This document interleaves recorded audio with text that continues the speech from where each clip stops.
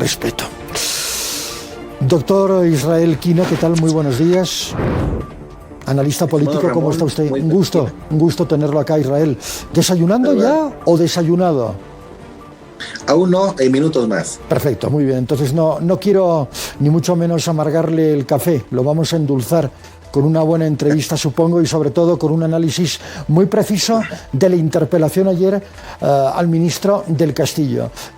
¿Era algo ya anunciado que iba a ser ratificado no solamente en su puesto, sino también respaldado por el legislativo? Hay una consideración, estimado Ramón, creo yo, legislativo, constitucional y otro político, ¿no? En cuanto a lo legislativo, Ramón, de 145 asambleístas que han sesionado, bastaban 73 votos para que la Asamblea Legislativa resolviera uno de los 3 caminos que le habilita el reglamento para definir interpelaciones. Votaron 77, es decir, 4 más de los necesarios. ¿Cuáles eran los 3 caminos? O votar por un orden del día puro y simple, el segundo camino, por votar por un orden motivado, ¿no? El primero es como que pasa la interpelación sin mayores referencias, el orden motivado deriva en una censura, ¿no? Cuya censura debería sujetarse a 2/3 de los presentes, y el tercer camino, ¿no? Es resolver un voto de apoyo, de respaldo hacia el ministro. No ha ocurrido esto, la Asamblea Legislativa no lo ha respaldado. Eso es una parte importante de rescatar del reglamento. Eso lo establece el reglamento de la Cámara de Diputados, que se aplica a sesiones del plenario. El 159, inciso E, dice, hay estos 3 caminos, y el respaldo de la Asamblea formal y legislativamente no se ha aplicado. De las otras 2 opciones se ha aplicado la primera por un orden del día puro y simple y ha pasado, ¿no? Es como que pasó raspando su examen frente a la Asamblea Legislativa. El otro criterio estrictamente político, Ramón. Ese es el rol de la Asamblea Legislativa.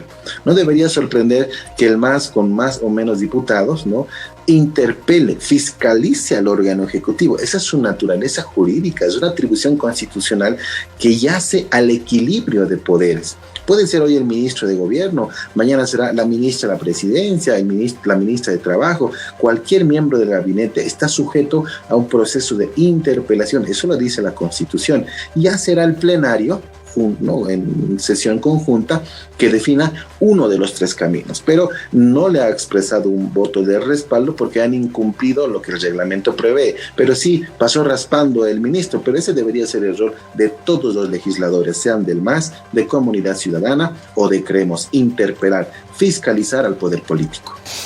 Más allá de las preguntas formuladas y de las respuestas del ministro de Gobierno, Eduardo del Castillo, ese pasar raspando el examen, a mí me da la sensación de que tiene un trasfondo y que naturalmente hay que hacer una lectura política, independientemente de lo que usted ha comentado acertadamente acerca de los procedimientos en el seno de la Asamblea. Y la lectura política es que dentro del movimiento al socialismo existe un ala que cuestiona muy duramente al ministro de Gobierno. Incluso algunos analistas políticos, colegas suyos, ven la mano de Evo Morales detrás de esos cuestionamientos. ¿Coincide usted en este aspecto? Sí, por supuesto. El jefe del partido político, ¿no?, del MAS, ha generado cuestionamientos contra el ministro, un par de viceministros en las carteras de la presidencia y de justicia en particular, ¿no? Y ha expresado un malestar por la forma en la que están ejerciendo la administración pública desde el poder constituido, ¿no?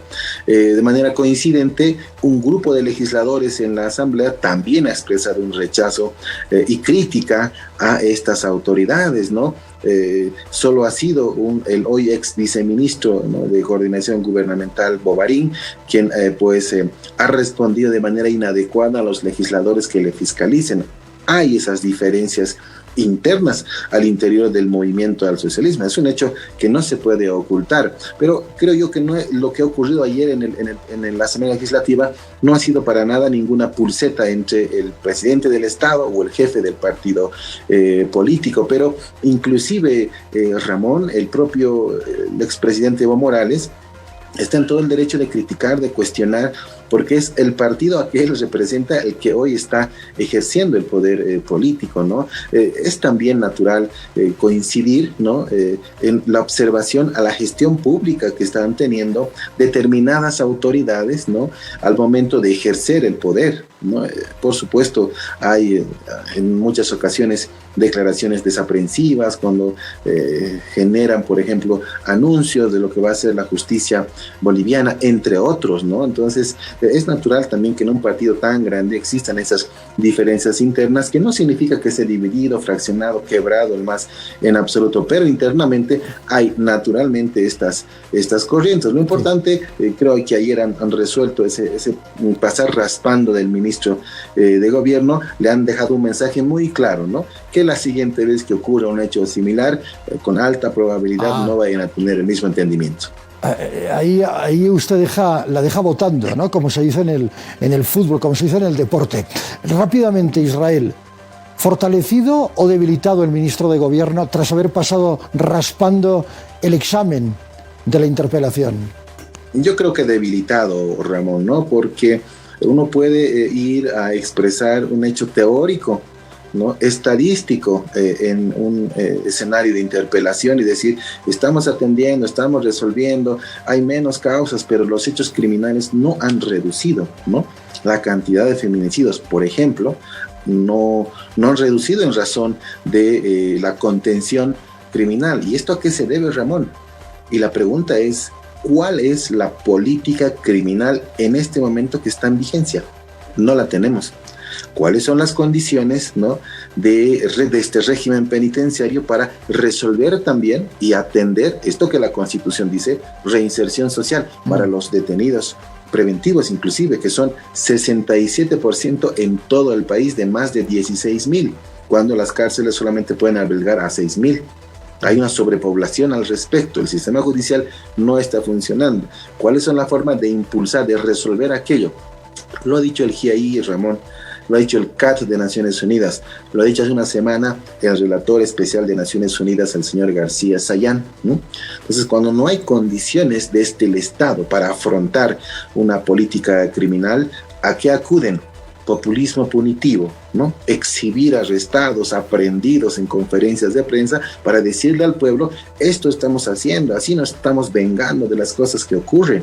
Esto refleja una, por supuesto, alta necesidad, ¿no? En este momento desde el Estado de generar y consolidar una política criminal, porque lo demás es solamente populismo punitivo, llevar estadísticas, decir que están conteniendo la seguridad en la ciudad del Alto. Nosotros somos del Alto, Ramón, yo vivo a 4 cuadras de La Ceja. Es, por supuesto, faltar a la verdad, a lo que ha expresado ayer, y se lo han dicho los propios diputados del Movimiento al Socialismo, le han mostrado videos, inclusive declaraciones de vecinos. Entonces refleja una realidad, lo público, lo formal, lo documental, lo estadístico, a la realidad que se vive en la ciudad del Alto. Por ello creo yo que ha salido extremadamente debilitado. Populismo punitivo. Algún día lo hablaremos aquí en directo, ¿le parece? En el debate de mediodía. Es un tema muy interesante. Muy agrado. Israel Quino, analista político, muchas gracias por haber estado con nosotros. Hasta la próxima. Agradecido por la invitación, estimado Ramón. Éxitos en el programa, a la audiencia y a toda la familia F10. Bendecida jornada. Buenos días.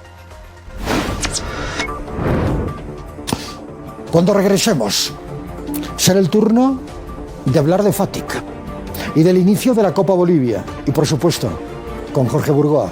Ya volvemos.